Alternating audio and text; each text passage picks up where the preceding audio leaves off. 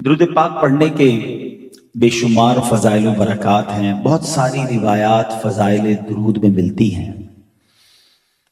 بعض روایت میں آتا ہے کہ بنی اسرائیل میں ایک بڑا گناہگار شخص تھا، اتنا گناہگار تھا، اتنے اس کے برے اعمال تھے کہ جب اس کا انتقال ہوا تو اس کے شہر والوں نے اس کو بغیر کفن دفن کیے کوڑے کے ڈھیر پر پھینک دیا۔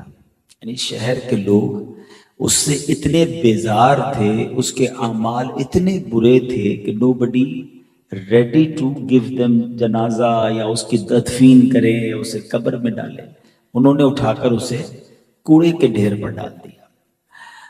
اس زمانے میں جس نبی کا یہ دور تھا یہ حضرت موسیٰ علیہ السلام تھے۔ حضرت موسیٰ علیہ السلام کو اللہ تبارک و تعالیٰ کی طرف سے وحی کی گئی کہ اے موسیٰ فلاں جگہ پر جاؤ، ہمارا ایک بندہ موجود ہے کوڑے کے ڈھیر پر، اسے وہاں سے اٹھاؤ، اسے غسل دو اور اسے کفن دو اور اس کی نماز جنازہ ادا کرو کیونکہ میں نے اسے بخش دیا ہے۔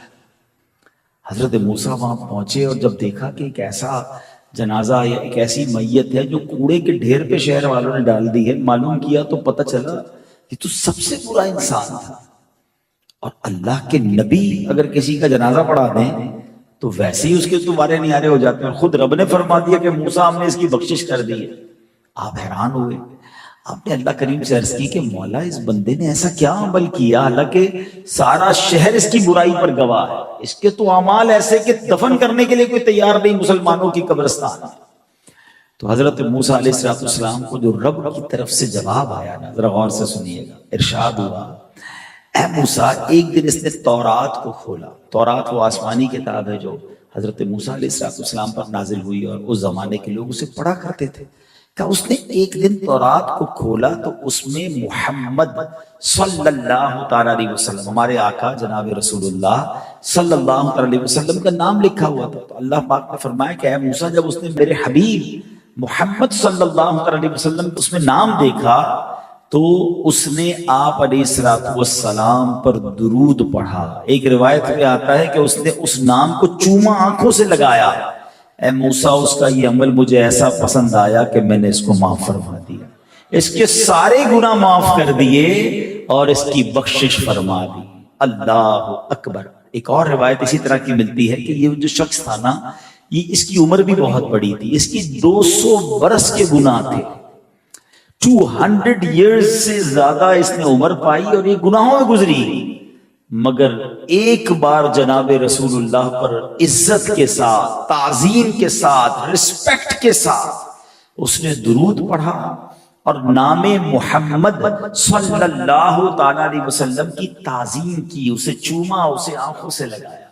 تو رب کو اپنے حبیب سے پیار کیسا ہے کہ جو اس کے نام کی تعظیم کرے، ان پر درود بھیجے، وہ مالک کریم اس کے سارے گناہ معاف فرما دیتا ہے۔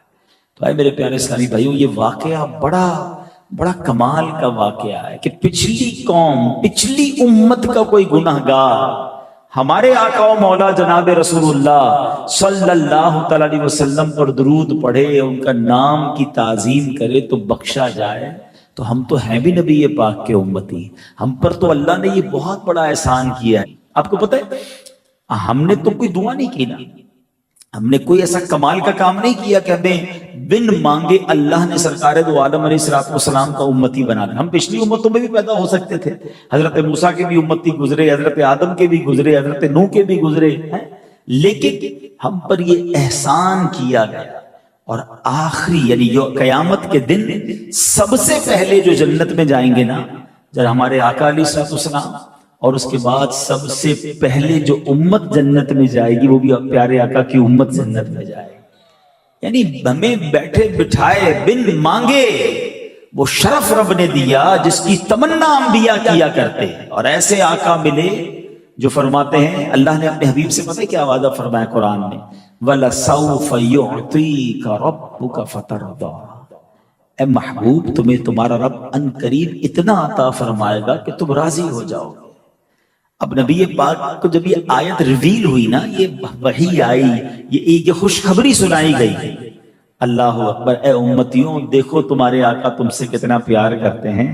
میرے آقا فرماتے میں اس وقت تک راضی نہ ہوں گا جب تک اپنے سارے امتیوں کو جنت میں نہ داخل کروائے. کہ آپ کو اس بات کا اندازہ ہو، ایک ایسی صدا، ایسی آواز جو روزانہ ہمارے کانوں سے ٹکراتی ہے مگر شاید ہمیں اس کی امپورٹنس کا اندازہ نہیں ہے. اور اب اگر میں یہ کہوں تو بھی غلط نہیں ہوگا کہ دنیا میں سب سے زیادہ جو آواز گونجتی ہے، آج میں نے اسی آواز، اسی صدا اور اسی بات پر گفتگو کرنی ہے. سیدنا ابو ہریرہ رضی اللہ تعالیٰ عنہ فرماتے ہیں کہ ایک صاحب جن کا بظاہر کوئی بڑا نیک عمل نہیں تھا اور ان کا انتقال ہو گیا. رسول پاک علیہ السلام نے، سبحان اللہ، میرے آقا کو اللہ نے کیسے کیسے علوم سے نوازا تھا. صحابہ کی موجودگی میں غیب کی خبر دیتے ہوئے فرمایا کہ کیا تمہیں معلوم ہے کہ اللہ عز و جل نے اسے جنت میں داخل کر دیا ہے. اس کے انتقال کے بعد نبی پاک صحابہ کو بتایا تو اس پر لوگ متعجب ہوئے کہ اس بندے کا بظاہر کوئی بڑا نیک عمل سامنے نہیں تھا. چنانچہ ایک صحابی ان کے گھر گئے اور ان کی بیوہ سے پوچھا کہ کوئی خاص عمل کرتے تھے.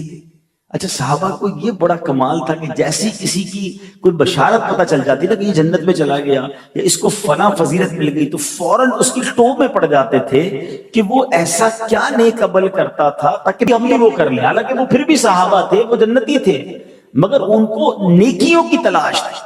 ہمیں آج کسی کا بڑا بنگلہ نظر آئے، 4-5 فیکٹریاں نظر آئیں، ہم کہ یار معلوم تو کرو کام کیا کرتا ہے، اس کا بزنس کس چیز کا، یار بڑی تیزی سے ترقی کر رہا ہے، دھڑا دھڑ فیکٹریاں بنا رہا ہے، ایک کوٹھی تھی 4 کوٹھیاں ہو گئی، گاڑیاں بڑی بڑی.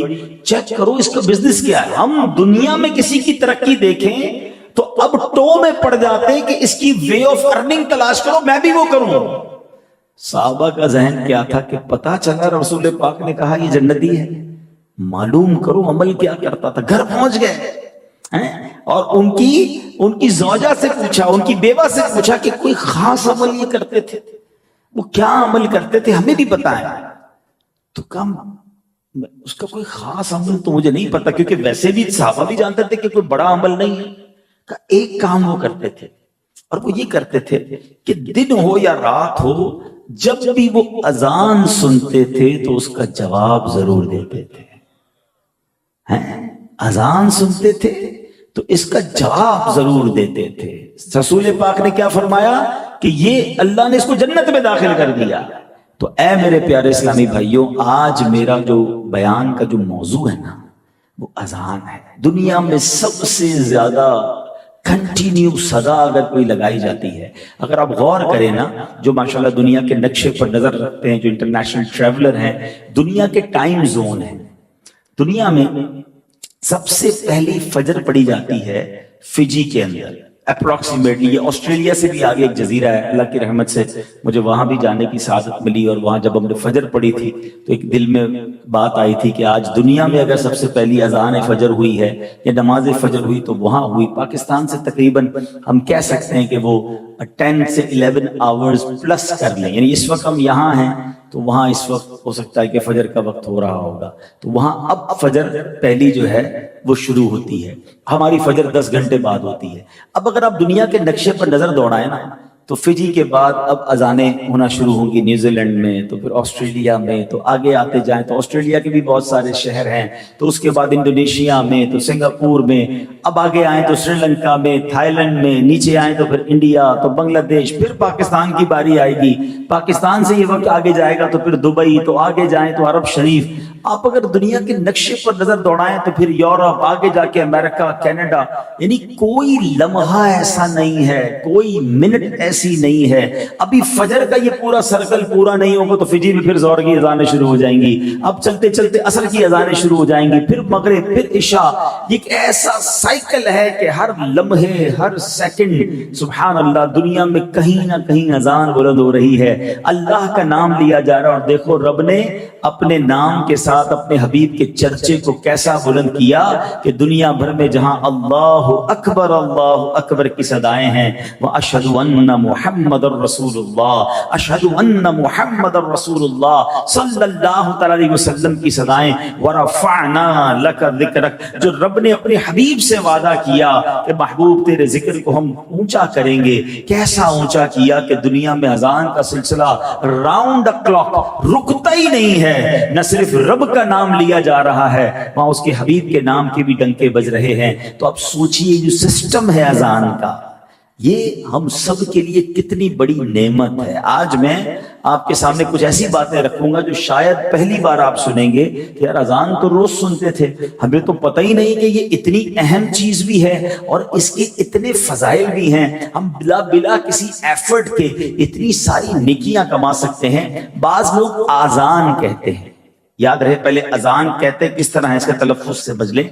आजान उज़ुन की जमा, उज़ुन कहते कान को, ये आजान नहीं है, ये लफ्ज अजान है, ठीक है। और अजान के लुग़वी माना क्या है? खबरदार करना, इंटीमेट करना, बताना कि कुछ इंटीमेशन हो रही है। अब इसकी फजाइल कितने हैं? सवाब की खातिर अजान देने वाला, हदीस पाक सुनिए, मैं 9 हदीसें बयान करने जा रहा हूं और सुभान अल्लाह, आप सोचते जाइए मुअज्जिनीन को भी मुबारक हो, उन लोगों को भी मुबारक हो जो अजान देते हैं और जो अजान सुनते हैं।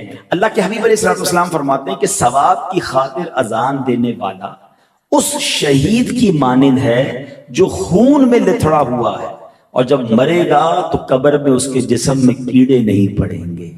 शहीद का मर्तबा दिया गया जो अजान देता है। सेकंड, मेरे आका अलैहिस्सलाम फरमाते हैं मैं जन्नत में गया, मेरे आका ने मेराज की रात जन्नत की सैर फरमाई है ना, फरमाया मैं जन्नत में गया, उसमें मोती के गुंबद देखे, उसकी खाक मुश्क की है। पूछा ए जिब्रील ये किसके वास्ते है? तो उन्होंने अर्ज की हुजूर आप अलैहिस्सलाम की उम्मत के मुअज्जिनों और इमामों के वास्ते है। इमाम और मुअज्जिन की कदर किया करो। ये वो हस्तियां हैं कि इतनी कम सैलरी में, इतने कम मुशायरे में, दुनिया में लोग कहते हैं डिसिप्लिन होना चाहिए। आपने भी ट्रैवल बहुत किया, अल्लाह की रहमत से मैंने भी दुनिया देखी है। कभी ना कभी मौसम की वजह से, फॉग की वजह से ट्रेन भी लेट होती है, तो जनाब जहाज भी लेट होते हैं, एयरपोर्ट बंद हो जाते हैं। मगर मुझे बताओ, आंधी हो या तूफान हो, गर्मी हो या सर्दी हो, जब अजान का वक्त होता है, एक ही वक्त में लाखों मस्जिदों में अजान की आवाज बुलंद होती है। जब जमात का वक्त होता है, ऑन टाइम जमात होती है। जो डिसिप्लिन हमारे इमाम और मौज़िनीन ने सारी दुनिया में कायम किया हुआ, ऑल अराउंड द वर्ल्ड, आप घड़ी मिला लें अपनी, 9:15 बजे जमात है, 9:15 घड़ी में आपकी घड़ी आगे पीछे होगी, मस्जिद की जमात खड़ी हो जाएगी। ये क्या है? ऐसा सिस्टम पूरी दुनिया में मौज़िनीन और इमाम ने कायम किया है। मगर नॉर्मली आज हम उस मस्जिद में करोड़ों रुपए खर्च करने के लिए तैयार हैं, उसकी टाइलें लग जाएंगी, उसमें एसी लग जाएगा, सर्दी वाले इलाकों की मस्जिदें तो हीटर लग जाएगा, इमाम साहब की तनख्वाह में इजाफा करने के लिए कोई तैयार नहीं। आज भी पाकिस्तान की मस्जिदों में 7-8 हजार रुपए इमाम की तनख्वाह रखी जाती है। गरीब इलाकों में, छोटे इलाकों में, शहर के अंदर भी जाओ तो 20-25 हजार इमाम को देने में कमेटी वालों की जान जाती है। अल्लाह के बंदों, हदीस में मैं मर्तबा बता रहा हूं कि उन इमाम और मौज़िनीन के लिए जन्नत में गुंबद तैयार किए गए हैं। और आज अच्छा, फिर हम इमाम साहब कहे यार इमाम साहब पता नहीं क्यों किसी शख्सियत से कोई कर्जा मांग रहे हैं, वो जनाब कोई अपनी तरकीब बना रहे हैं। भाई 20-25 हजार में किसका गुजारा होता है? आप इमाम को इतना खुशहाल कर दें कि इमाम जनाब अच्छे तरीके से आपकी तरबियत करे। एक तरफ तो कहते हैं पीछे इस इमाम के, और इमाम को गरीब और फकीर देखना चाहते हैं। क्यों नहीं हम अपने किसी प्रोफेसर, किसी टीचर और किसी जनाब कॉलेज के प्रिंसिपल जैसी तनख्वाह इमाम को नहीं देते, ताकि हमारा हम सबका वो इमाम है, ताकि किसी तरीके से उस पर शैतान हमला ना करे। और वो किसी अच्छा, बाज़ औक़ात ऐसा भी देखा कि इमाम साहब बेचारे इमामत भी करने के साथ नौकरी भी कर रहे हैं, क्योंकि उसका घर का गुजारा पूरा नहीं हो रहा। ये ना करें, इनकी कदर करें। यह इन्होंने हमारी मस्जिदों का, हमारे इस्लामी निजाम को किस तरह संभाला हुआ है। आगे चलिए, अजान देने पर बात हो रही थी, चले ज़मीनन मैंने ये बात भी कर ली। हदीस पाक में आता है जिसने 5 नमाजों की अजान ईमान की बिना पर बनियत सवाब कही, उसके जो पहले गुनाह हुए हैं वो मुआफ हो जाएंगे। और जो ईमान की बिना पर सवाब के लिए अपने साथियों की 5 नमाजों में इमामत करे, उसके गुनाह जो पहले हैं वो भी मुआफ कर दिए जाए।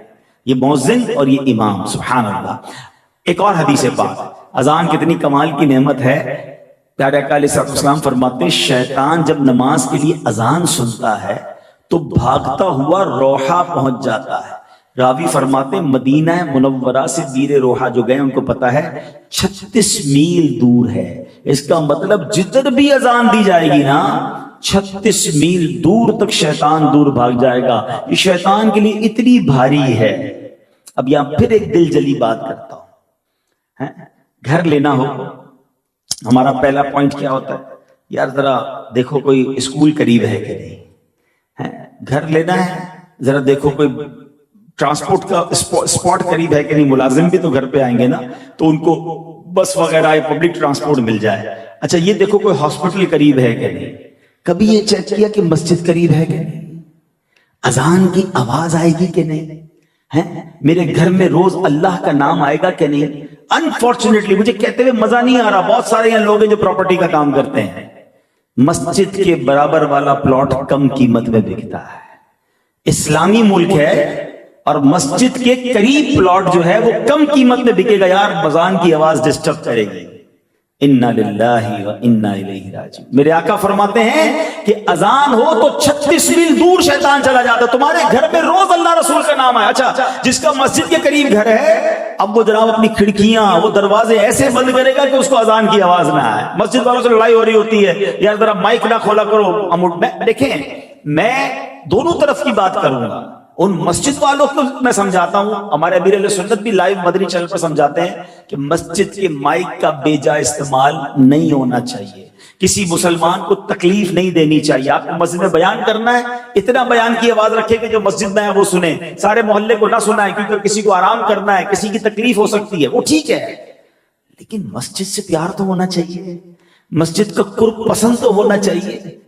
سبحان اللہ. میں آپ کو ایک اور بات بتاؤں کہ آپ کو پتہ ہے the best part on the earth in the court of Allah subhanahu wa ta'ala, میں حدیث پاک سنا رہا ہوں, اللہ تبارک و تعالی کے نزدیک زمین پر سب سے بہترین جو زمین کا ٹکڑا ہے وہ کون سا ہے؟ پوری زمین پر, حدیث پر عرض کر رہا ہوں, اللہ کے نزدیک سب سے بہترین حصہ جو ہے وہ زمین پر مسجد ہے. اب جس کا گھر مسجد کے پاس ہے وہ بہترین one of the best spot on the world کے پاس ہے. عاشقان رسول کی مسجد ہو, درود پاک کی صدائیں آ رہی ہوں, یا رسول اللہ کی صدائیں آ رہی ہوں, اذان کی آوازیں آ رہی ہوں, اور امام صاحب کے پاس جائیں تو خطبے میں عشق رسول کی باتیں سننے کو مل رہی ہوں. دیکھیے کل ہماری نسلوں نے, اچھا آپ یہ بات طے کر لیں, مسجد دور ہوگی ہماری جماعت قضا ہوگی. جتنی مسجد قریب ہوگی لوگ ہمت کر کے نماز پڑھ لیتے ہیں. گھر کے بچوں کو بھی نمازی بنانا ہے نا, تو پہلے یہ ڈھونڈو کہ مسجد قریب ہے کہ نہیں. جاتے ہیں تو میرے آقا علیہ السلام نے فرمایا, اے علی, مولا علی سے فرمایا, میں تمہیں غمگین پاتا ہوں, اپنے گھر والے سے کہہ کہ تیرے کان میں اذان کہے. اذان غم و پریشانی کی دافع ہے, یعنی اگر کوئی غمگین ہے, کوئی پریشان ہے, تو اس کے کان میں اذان دیں, اس کے کان میں اذان کی آواز جائے گی, اللہ اس کے غم کو دور کر دے گا, اس کی ٹینشن ریلیز ہو جائے گی. مولا علی کرم اللہ تعالی وجہ الکریم اب کیا فرماتے, آقا نے تو فارمولہ دے دیا نا, اب مولا علی کا طریقہ کیا تھا؟ آپ فرماتے ہیں فجربتہ فوجدتہ کذالک, کہتے میں نے اسے تجربہ کیا تو ایسا ہی پایا. یعنی جب غم ہوتا, جب پریشانی ہوتی, کان میں کوئی اذان دیتا, اللہ پریشانی کو دور فرما دیتا. تو بہرحال میرے پیارے اسلامی بھائیوں, یہ ہے اذان. اب آئیے, ایک تو اذان دینے والوں کی فضیلت ہو گئی. ہم تو مؤذن نہیں ہیں, اور ہم میں سے بہت کم لوگ ہیں کہ جن کو اذان دینے کی سعادت ملتی ہے. لیکن دیکھو کتنا پیارا مذہب ہے, کتنی پیاری ہمارے مذہب کی تعلیمات ہیں کہ اذان سننے والوں کے لیے بھی کتنی نیکیاں کمانے کا موقع ہے. مدینے کے تاجدار صلی اللہ علیہ وسلم نے ایک بار عورتوں سے فرمایا, مدینے کی عورتوں سے, اے عورتوں, بلال کو اذان و اقامت دیتے ہوئے سنو, تو جس طرح وہ کہتا ہے تم بھی کہو, اللہ عز و جل تمہارے لیے ہر کلمے کے بدلے 1,00,000 نیکیاں لکھے گا, اور 1,000 درجات بلند فرمائے گا, اور 1,000 گناہ مٹائے گا. تو خواتین نے کہا کہ یہ تو عورتوں کے لیے ہے, تو مردوں کے لیے کیا ہے؟ اللہ کے حبیب علیہ الصلوۃ والسلام نے فرمایا مردوں کے لیے ڈبل ہے، مردوں کے لیے دگنا ہے۔ تو مبارک ہو، کتنا آسان ہو گیا نیکیاں کمانا۔ اذان کا جواب دے گا تو اس کو کس طرح ثواب ملے گا؟ اللہ اکبر اللہ اکبر، یہ 2 کلمے ہیں جو اس کو ریپیٹ کرے گا جب مؤذن صاحب اذان کی دیتے ہیں۔ آپ نے بھی کہا اللہ اکبر اللہ اکبر، تو یہ 2 کلمے ہو گئے۔ اب پوری اذان میں 15 کلمے ہیں۔ اگر کوئی اسلامی بہن اذان کا جواب دیتی ہے، مؤذن صاحب جیسے کہتے ہیں اور ہماری وہ بہن دہراتی ہیں، تو 15 لاکھ نیکیاں ملیں گی، 15,000 درجات بلند ہوں گے، 15,000 گناہ معاف ہو جائیں گے۔ اور اگر مرد کہتا ہے تو یہ ڈبل ہو جائے گا۔ فجر کی اذان میں 2 جملے زیادہ ہیں، الصلاۃ خیر من النوم، تو کتنے کلمے ہو گئے؟ 17 کلمے ہو گئے۔ سبحان اللہ۔ اب اضافہ کیا، اس کو پورا ملٹیپلائی کیا کہ یہ تو ہو گیا اذان کا جواب۔ اقامت کا جواب دے تو بھی اسی طرح ثواب ملتا ہے۔ تو اگر کوئی شخص 5 اذانوں کا جواب دے اور 5 اقامتوں کا جواب دے دے دن کے اندر، مرد، تو فرمایا اسے روزانہ 3,24,00,000 نیکیاں ملیں گی، 3,24,000 درجات بلند ہوں گے، 3,24,000 گناہ معاف کر دیے جائیں گے۔ کتنا آسان ہے کہ اگر مسجد کے قریب گھر ہو، 5 اذانوں کے وقت بندہ اذان کا جواب دے، فوراً مسجد پہنچے، اقامت کا جواب دے، ابھی نماز پڑھی نہیں ہے مگر اس سے پہلے روزانہ اپروکسیمیٹلی 3.25 کروڑ نیکیاں مل سکتی ہیں۔ مگر پرابلم کیا ہے؟ آج اذان کی آواز بھی آتی ہے، پھر بھی لگے ہوئے فون پر ہیں، پھر بھی اپنی باتوں میں لگے ہوئے، کوئی ٹینشن نہیں ہے۔ حالانکہ اگر کوئی یہ کہے کہ اذان کی جواب دو 10,000 روپے ملیں گے، تو پہلے سے ہی بندہ الارم رکھے گا، یار اذان سے پہلے میں 5 منٹ پہلے سارے کام چھوڑ دوں تاکہ اذان نکل نہ جائے۔ 10,000 ہر روز ایک اذان پر، تو 5 اذان پہ 50,000 روپے، مہینے کے 15 لاکھ روپے۔ اس سے اچھا کاروبار کون سا ہے بھائی؟ اذان کا جواب دیا کروں، مسجد کے قریب گھر مہنگے ہو جائیں گے۔ اگر یہ حکومت پاکستان اعلان کر دے کہ جو تمام اذانوں کا اور اقامتوں کا جواب دے تو پر اذان 50,000 روپے، پر اقامت 50,000 روپے، تو کتنے ہو گئے؟ لاکھ روپے ایک نماز کے، 5 لاکھ روپے 5 نمازوں کے، حساب کرو تو کتنے؟ 45 لاکھ ہو گئے۔ 45 لاکھ روپے اگر مہینے کے خالی اذان اقامت کے جواب پہ ملتے ہوتے تو جناب گھر تو ہو گیا مہنگا، مسجد کے باہر لائنیں لگی ہوں۔ دنیا کا یہ حال ہے۔ دنیا کا اگر یہ معاملہ ہو، میں تو ہمارے آقا علیہ السلام کی حدیث سنا رہا ہوں نا کہ 3.25 کروڑ نیکیاں روزانہ مل سکتی ہے اگر ہم اذان کا جواب دیں، ہم اقامت کا جواب دیں اور اس کو اہمیت دیں۔ اس وقت گفتگو چھوڑ دیں، اس وقت کام کاج چھوڑ دیں، تھوڑی دیر کی تو بات ہے، 2-4 منٹ کا بریک لیں، فون پہ یار ذرا میں جواب دیتا ہوں، اذان ہو رہی ہے، رکھ دیں فون اور اس اذان کا جواب دیں، پھر فون اٹھا لیں۔ کیا ہوگا؟ انشاءاللہ آپ کا یہ کرنے سے سامنے والے کو بھی سمجھ آئے گی کہ یار اذان کا جواب دینا چاہیے۔ تو اذان کا جواب، ہاں یہ ضرور ہے کہ اگر شہر میں ایک ساتھ کئی اذانیں ہوئیں تو کسی بھی ایک اذان، پہلی اذان کا آپ جواب دے دیں، باقی پھر اذانوں کا جواب دینا ضروری، دینا چاہیں تو دوسروں کا بھی دے، ثواب کمائیں، لیکن ایٹ لیسٹ پہلی اذان جو ہے اس کا جواب ہمیں ضرور دینا چاہیے۔ تو اے میرے پیارے اسلامی بھائیوں، اچھا اب ایک بڑی مسٹری، ایک بڑی بات پھیلائی جاتی ہے، کوسچن بھی بہت کیے جاتے ہیں کہ کیا نبی پاک علیہ السلام نے کبھی اذان دی؟ تو آج اس کا بھی جواب سن لیجئے۔ فتاوی رضویہ شریف میں ہے، سرکار دو عالم علیہ السلام نے سفر میں ایک بار اذان دی تھی اور کلمات شہادت کیسے کہے تھے، کیونکہ ہم تو کیا کہتے ہیں؟ اشہد ان محمد رسول اللہ۔ تو اللہ کے حبیب علیہ السلام نے فرمایا اشہد انی رسول اللہ، میں گواہی دیتا ہوں کہ میں اللہ کا رسول ہوں۔ تو نبی پاک علیہ السلام نے بھی سبحان اللہ اذان دی ہے۔ اب میں نے جو کہا تھا بیان کے شروع میں کہ بیان تو ماشاءاللہ کئی کر لیے میں نے اور انشاءاللہ زندگی رہی تو آئندہ بھی کروں گا، مگر آج ہم کچھ سیکھ کر جائیں۔ آج میں چاہتا ہوں کہ ہم سارے اذان کا طریقہ سیکھ لیتے ہیں۔ کچھ جملے ایسے ہیں جو ایز اٹ از ریپیٹ کرنے ہیں اور کچھ جملوں کے بعد کچھ اضافہ بھی ہے۔ تو پہلا کلمات کیا ہے؟ اللہ اکبر اللہ اکبر۔ تو اس کے جواب میں ہم کیا کہیں گے؟ اللہ اکبر کہیں گے، ٹھیک ہے۔ اچھا پھر اس کے بعد آگے چلیں گے، جب مؤذن کہے گا اشہد ان لا الہ الا اللہ تو آپ بھی اشہد ان لا الہ الا اللہ کہیں گے۔ ٹھیک ہے. جب مؤذن کہے گا اشہد ان محمد الرسول اللہ، تو اب آپ نے کیا کہنا ہے؟ پہلی باری میں صلی اللہ علیہ یا رسول اللہ. کیا کہیں گے؟ صلی اللہ علیہ یا رسول اللہ. اب یہ بھی کر سکتے ہیں کہ اشہد ان محمد الرسول اللہ کہیں، پھر کہیں صلی اللہ علیہ یا رسول اللہ. پھر مؤذن کہے گا اشہد ان محمد الرسول اللہ، تو آپ کہیں گے قرۃ عینی بک یا رسول اللہ. اب اس کا معنی سمجھ لو گے نا، اتنا مزہ آئے گا، اتنی خوشی ہوگی کہ کیا سبحان اللہ، پیار کی بات ہے.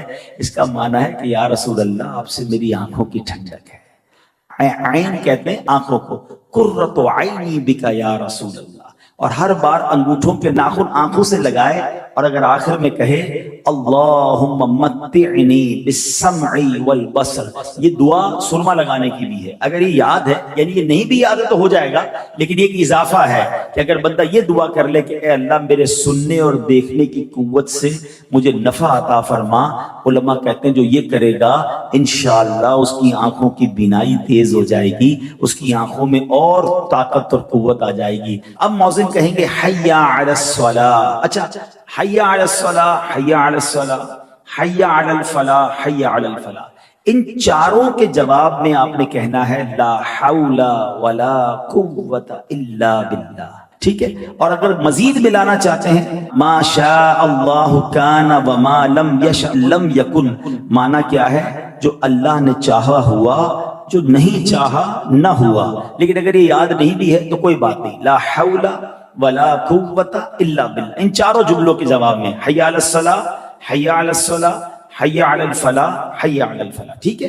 اچھا، اب آخر میں پھر امام کیا کہتے ہیں؟ اللہ اکبر، اللہ اکبر. آپ کیا کہیں گے؟ ریپیٹ کریں گے اللہ اکبر، اللہ اکبر. لا الہ الا اللہ. آپ کیا کہیں گے؟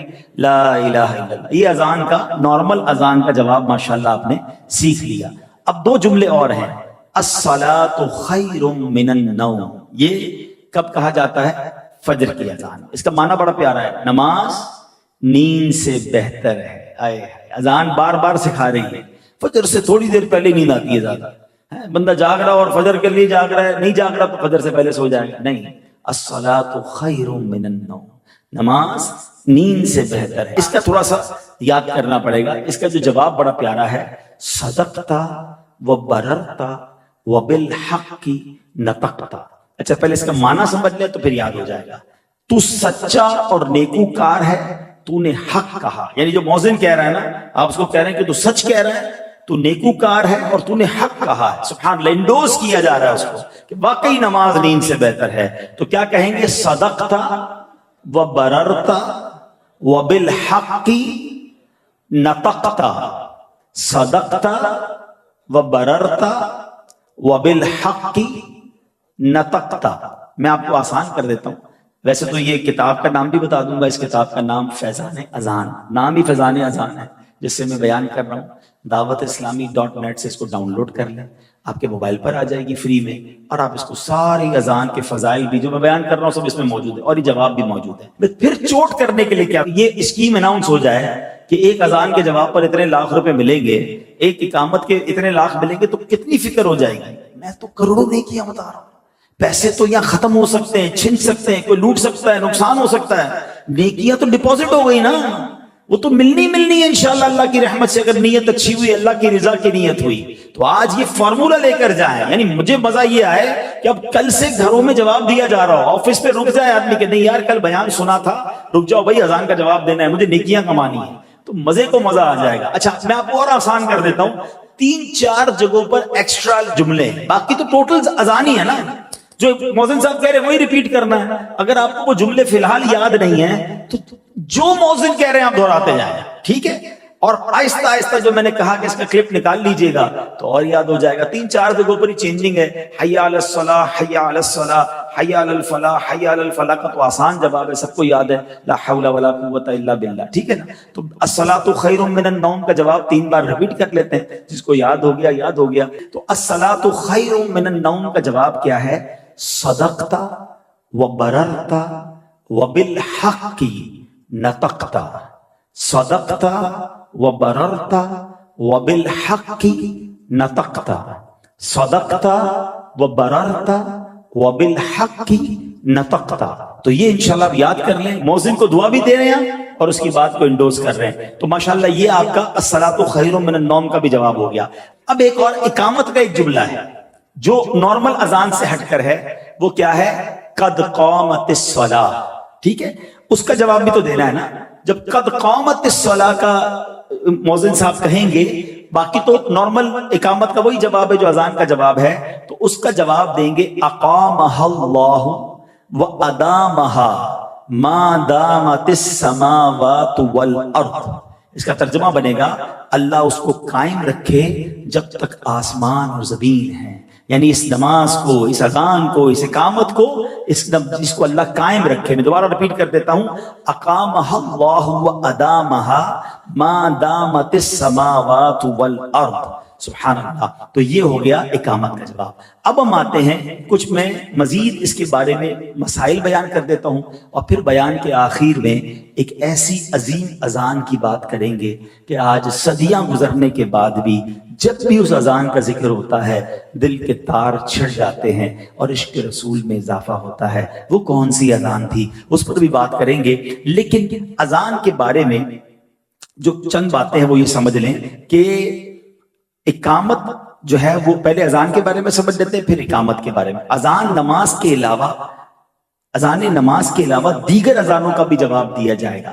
مثلا اگر کوئی بچہ پیدا ہوتے وقت کسی کے کان میں اذان دیتا ہے تو اس کا بھی جواب دے لیں. اعلیٰ حضرت فرماتے ہیں تو جب بچہ پیدا ہو, اب یہ بڑا پرابلم ہے, جیسے ہی بچہ پیدا ہوگا نا ساری فیملی کو ٹینشن شروع ہو جائے گی, اذان کے لیے کسی کو بلاؤ. بھائی کیوں کسی کو بلاؤ بھائی, آپ کو اذان دینا نہیں آتی؟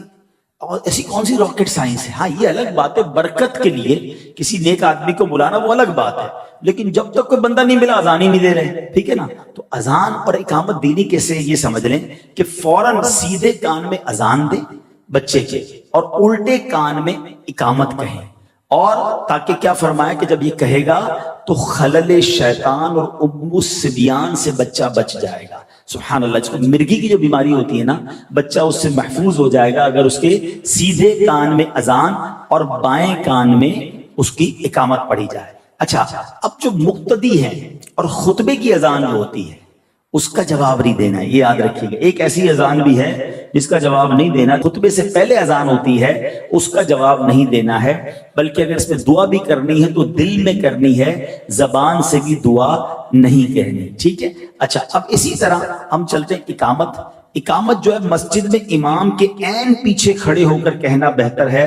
اگر عین پیچھے موقع نہ ملے تو سیدھی طرف کھڑا ہو کے اقامت دے دے. اچھا, اقامت کا جواب دینا مستحب ہے.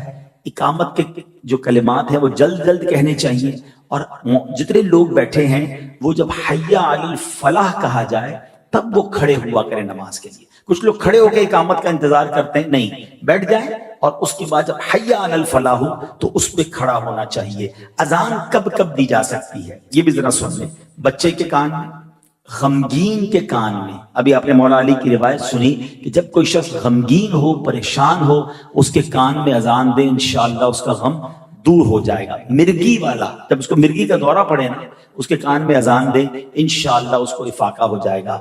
غضبناک اور بد مزاج آدمی کے کان میں. اچھا, بد مزاج جانور کے کان میں, اگر کوئی جانور نہیں ہاتھ میں نہیں آتا, بہت بگڑ جاتا ہے, اس کے کان میں اذان دے. لڑائی کی شدت کے وقت, جب اللہ نہ کرے جنگ کا معاملہ ہو اس وقت. آتش زدگی, اگر کہیں اللہ نہ کرے آگ لگ جائے تو اس کے قریب اذان دیں, اللہ کی رحمت سے آگ بجھنے کا سامان ہوگا. میت کو دفن کرنے کے بعد, جن کی سرکشی کے وقت, کسی پر جن سوار ہو جائے تو اس وقت بھی اذان دی جائے. جنگل میں راستہ بھول جائیں اور کوئی بتانے والا نہیں, سبحان اللہ, اس وقت بھی اذان دے. اچھا, وبا کے زمانے میں بھی اذان دینا مستحب ہے. اس طرح روایتوں میں آتا ہے کہ بہت تیز بارش ہو اور بارش نہیں رک رہی اور جناب سیلاب کا خطرہ ہے, یعنی کسی بھی آفت کے وقت بھی اذان دی جائے تو اللہ کی رحمت سے اذان سے برکت آ جاتی ہے اور شیطان دور بھاگ جاتا ہے اور جو پرابلم ہے وہ سالو ہو جاتی ہے. تو یہ چند باتیں میں بیان کر سکا, ظاہر ہے اس کی بہت ڈیٹیل ہیں اور اس میں بہت سارے شرعی مسائل بھی ہیں. تو میں پھر مشورہ دوں گا کہ جو میں جس رسالے سے میں نے بیان کیا اس کا نام ہی فیضان اذان ہے. dawat-islami.net سے آپ اسے ڈاؤن لوڈ کر لیں اور اپنے موبائل پہ رکھیں, پڑھیں. اس کو تو اندازہ ہوگا کہ روز کانوں میں آواز جاتی ہے اور ہمیں اس کی شرعی رولنگز ہی نہیں پتہ ہیں. اس کی اتنے فضائل ہیں, ایک ایک جملے پر اتنی نیکیاں ہیں، ہم کیوں ایسا نہیں کرتے؟ بلکہ یہاں تک آتا ہے، اب میں بڑا ڈرانے والا جملہ کہہ رہا ہوں، کہ جو اذان کے وقت گفتگو میں مصروف رہے، جو اذان کے وقت بالکل جناب کام کاج میں لگا رہے، اذان کو اہمیت نہ دے، تو ڈر ہے کہ اس کا ایمان پر خاتمہ نہ ہو۔ یہ بھی علماء کا ایک قول ملتا ہے۔ تو ہمیں اذان کے وقت کانشیس ہو جانا ہے، ادب کریں، اذان کا احترام کریں، تاکہ انشاءاللہ اس کی برکتیں ملیں۔ تو بہرحال میرے پیارے اسلامی بھائیوں، جب بھی اذان کی بات ہوتی ہے تو مؤذن رسول، عاشق نبی صلی اللہ علیہ وسلم حضرت بلال حبشی کا ذکر ضرور ہوتا ہے، اور وہ ایسی اذان دیا کرتے تھے کہ جس کی مثال دنیا میں کہیں نہیں ملتی۔ مگر ہوا یہ کہ جب نبی پاک علیہ السلام نے دنیا سے پردہ فرمایا، یہ صحابہ کے لیے ایک سمجھ لیں قیامت کا منظر تھا۔ وہ ریئلائز ہی نہیں کر سکتے تھے کہ نبی پاک کے بغیر بھی کوئی زندگی ہے۔ عشق رسول کا عالم یہ تھا کہ دیوانے ہو گئے تھے، صحابہ کرام کو سمجھ نہیں پڑ رہی تھی کہ یہ ہوا کیا ہمارے ساتھ۔ پیارے آقا علیہ السلام نے جب دنیا سے پردہ فرما لیا تو اب حضرت بلال حبشی بھی انہی میں سے تھے۔ وہ جب بھی مدینے کی گلیوں میں نکلتے، قدم قدم پر پیارے آقا کی یاد ستاتی تھی، تو حضرت بلال نے مدینہ چھوڑا اور ملک شام میں آ کر رہنے لگے۔ کچھ عرصے کے بعد حضرت بلال حبشی رضی اللہ عنہ کو نبی پاک کی خواب میں زیارت ہوئی، اور آقا علیہ السلام نے حضرت بلال سے فرمایا، اے بلال، یہ کیا جفا ہے؟ کیا ابھی وہ وقت نہ آیا کہ تم میری زیارت کے لیے حاضری دو؟ اللہ اکبر! ایسا عاشق جو یاد رسول میں تڑپتا ہو، نبی پاک نے زیارت کے لیے بلایا، روتے ہوئے بالکل دیوانہ وار شام سے مدینہ منورہ کے لیے روانہ ہو گئے، جس کو کہتے ہیں نا بے رکے، کنٹینیو ٹریول کیا کہ آقا نے بلایا۔ اب جیسے ہی مدینہ پاک پہنچے، وہ تو اسی تصور میں تھے کہ وہی مدینہ ہوگا، وہی نہیں نبی پاک کے جلوے ہوں گے، وہی میری ملاقاتیں ہوں گی۔ جب وہاں پہنچے تو دیکھا پیارے آقا تو نہیں ہے، قبر منور ہے، روضہ رسول ہے۔ روتے روتے نبی پاک کے قدموں میں حاضر ہوئے، کہا حضور آپ نے غلام کو بلایا، خود پردے میں چلے گئے ہیں، مجھے تو آپ نے دیدار کے لیے بلایا تھا۔ آنکھوں سے آنسو جاری ہیں حضرت بلال کے۔ اب حضرت بلال کا مدینے میں پہنچنا تھا کہ شور مچ گیا کہ مؤذن رسول حضرت بلال مدینے میں آئے، ہر طرف سے لوگ جمع ہو گئے۔ حضرت بلال سے عرض کی کہ حضور اب مدینے آئے ہیں، تو ہمیں وہی اذان سنا دیجئے جو رسول پاک کے زمانے میں سناتے تھے۔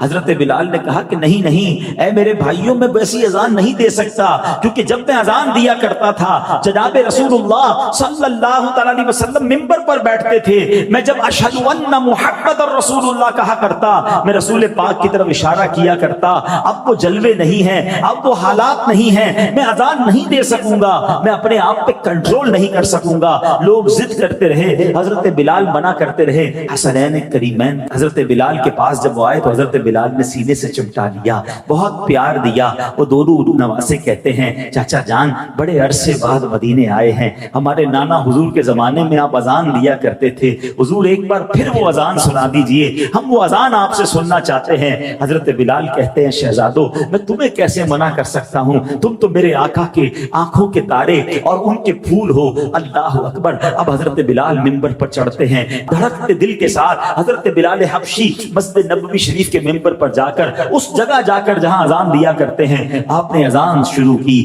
اللہ اکبر اللہ اکبر۔ مدینے کی گلیوں میں جب یہ آواز جاتی ہے ایک کوہرام سمجھ جاتا ہے، لوگ گھروں سے نکل آتے ہیں کہ حضرت بلال کی اذان کی آواز کیسے آ گئی۔ آگے اذان بڑھ رہی ہے، اللہ اکبر اللہ اکبر۔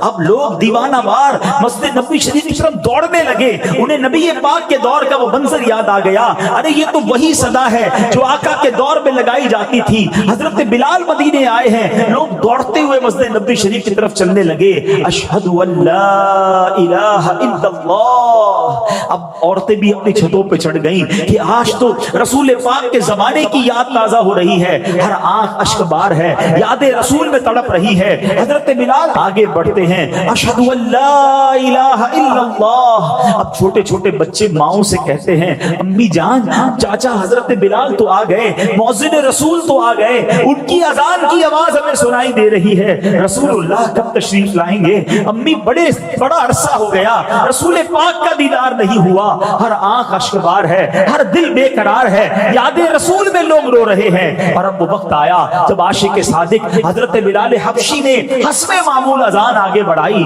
کہ اشہد ان محمد رسول اللہ، اور بے ساختہ عادت کے مطابق اپنا ہاتھ اٹھایا منبر رسول کی طرف کہ جہاں نبی پاک جلوہ فرما ہوتے تھے، مگر ہائے افسوس آج وہاں آقا نہیں تھے، وہ منبر خالی تھا۔ حضرت بلال حبشی کے دل پر گویا تیر لگا، ایسا دل پر غم طاری ہوا کہ آپ اذان کو جاری نہ رکھ سکے اور آپ دھڑام سے زمین پر گرے اور آپ بے ہوش ہو گئے۔ پورے مدینے میں ایک سما بن گیا، کوہرام مچ گیا، اس قدر گریہ وزاری ہوئی کہ کتابوں میں لکھا ہے کہ رسول پاک کے دنیا سے پردہ فرماتے وقت جتنا لوگ آنسو بہائے تھے، اس کے بعد پہلی بار اتنے آنسو حضرت بلال حبشی کی اس اذان کے وقت لوگوں نے بہائے۔ سب کو نبی پاک کی یاد نے ستایا۔ حضرت بلال حبشی اپنی اذان پوری نہ کر سکے، اور جب ہوش آیا، جب واپس اپنے حواس میں آئے تو روتے روتے ملک شام کو روانہ ہو گئے۔ تو اے میرے پیارے اسلامی بھائی، یہ پیار تھا، یہ محبت تھی صحابہ کرام کو نبی پاک سے، مدینے والوں کو نبی پاک سے۔ یقیناً ہمیں بھی محبت ہے، مگر محبت کا تقاضا تو یہ ہے نا کہ جس سے محبت ہو اس کی بات مانی جائے۔ ایسا کبھی نہیں ہوتا کہ آپ کسی سے محبت بھی کریں، آپ کہیں مجھے بڑا پیار ہے اپنے والد صاحب سے، بڑی محبت ہے اپنے بھائی سے، بہت پیار کرتا ہوں اپنے فلاں دوست سے، مگر اس کی بات نہ مانیں۔ محبت اور اطاعت یہ دونوں کمپلسری ہے۔ جس سے محبت ہو نا اس کی ہر بات بندہ مانتا ہے، یار پیار ہے اس سے کیا کروں، مانتا ہوں، دنیا کا دستور ہے نا۔ تو جب رسول پاک سے محبت کا دعویٰ ہے تو یہ کیسی محبت ہے کہ ان کی بات نہیں ماننی ہے، ان کے فرامین پر عمل نہیں کرنا ہے، ان کے آرڈرز کو فالو نہیں کرنا ہے۔ جو ان کو پسند ہے مجھے تو وہ کرنا چاہیے نا، اور جو ان کو ناپسند ہے اس سے دور رہنا چاہیے۔ میں جس سے پیار کرتا ہوں اس کو یہ پسند نہیں ہے۔ آج لوگ جس سے پیار کرتے ہیں جیسے بال بناتے ہیں۔ تو اب اندازہ ہوا کہ اتنی فالوئنگ، اتنے پاگل ہیں، بال بنانے ویسے جیسے اس کے بال ہیں، کپڑے پہننے جیسے اس کے کپڑے۔ جس سے محبت ہے تم پورے اس جیسے بنتے ہو۔ میں تو اس سے محبت کرنے کا کہہ رہا ہوں جس سے رب بھی محبت فرماتا ہے۔ جس سے محبت نہ کرو تو ایمان کمپلیٹ نہیں ہوتا۔ میں کچھ نوجوانوں کے ساتھ کچھ عرصہ پہلے بیٹھا تھا، میں نے کہا ایک بات بتاؤ، کس سے پیار کرتے ہو، کس کو فالو کرتے ہو؟ مثال دیتا ہوں، انہوں نے کہا کہ جناب فلاں فٹ بالر یا کرکٹر یا فلاں اداکار۔ میں نے کہا کبھی ملاقات ہوئی؟ کہتے نہیں۔ وہ تمہیں جانتا ہے؟ کہتے نہیں۔ ہمیں کیسے جانے گا، بہت بڑا آدمی۔ کبھی تمہارا خیال رکھا، تمہاری فکر کی؟ وہ ہماری فکر کیسے کرے گا، وہ تو بہت بڑا آدمی، ہم تو بس دیوانے ہیں اس کے، بس ویسے ہی فالو کر رہے ہیں۔ تصویریں رکھی ہوئی ہیں، بیڈ روم سجایا ہوا ہے، کپڑے ویسے پہنے ہیں۔ اس کو فالو کر رہے ہو، تمہیں جانتا نہیں۔ اس کو فالو کر رہے ہو جس کو تمہارا خیال نہیں، اس کو فالو کر رہے ہو جو تمہیں کبھی فائدہ نہیں پہنچا سکتا۔ میں تو اس سے محبت کرنے کی بات کر رہا ہوں کہ میں اور آپ پیدا نہیں ہوئے تھے۔ 1400 سال پہلے جب ان کی ولادت ہوئی تو سجدے میں جا کر امت کا نام لیا تھا، تمہیں یاد کیا تھا۔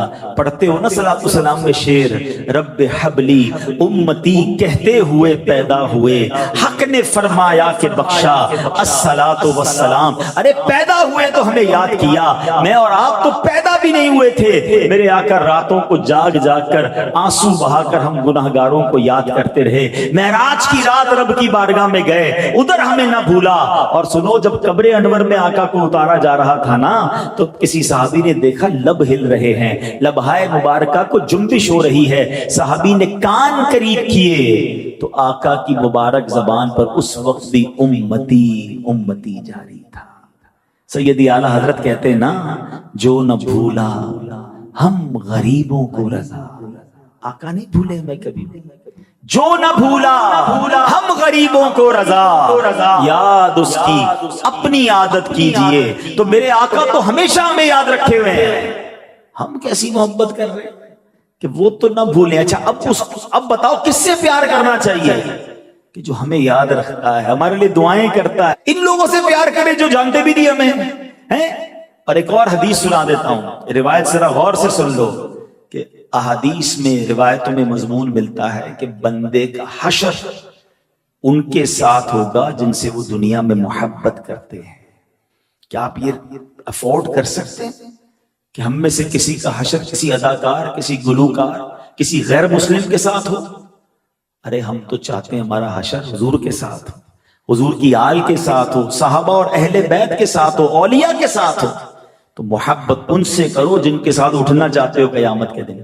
ایسا نہ ہو کہ کسی ایسے شخص کی محبت میں گرفتار ہو جاؤ کہ قیامت کے دن مارے جائیں۔ تو بہرحال میرے پیارے اسلامی بھائیوں، حضرت بلال حبشی کا واقعہ مجھے اور آپ کو یہ درس دیتا ہے کہ دل و جان سے نبی پاک سے محبت کریں۔